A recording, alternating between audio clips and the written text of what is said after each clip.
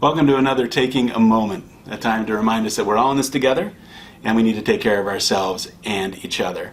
I'm Dr. Rob Althoff. I'm the Chief of Psychiatry at CVPH, and today I want to talk to you briefly about PPE. I know there's a lot of talk about PPE, and mostly the talk is about how we don't have enough of it, but that's not what I want to concentrate on today.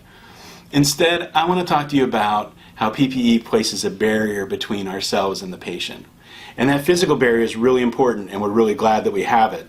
But at the same time, it places an emotional barrier, and it places a barrier to human connection between us and the patient.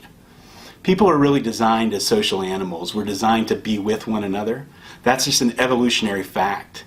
And if you want to ask somebody how they healed from a disease, so often they're going to tell you it was the connection that they made with their healers. It was the people around them. So then when we're doffed or donned or whatever it is that we have to do, when we're full of PPE and we're trying to make those interactions with people, it becomes really hard to communicate that emotion through only the eyes. But I've been doing eye movement research for a number of years, and I can tell you this: when you go and you ask people how to recognize emotion, they don't look at the mouth. They're looking right here. They're looking at your eyes. And so everything that we communicate, our happiness, our tenderness, our sadness, it's right here.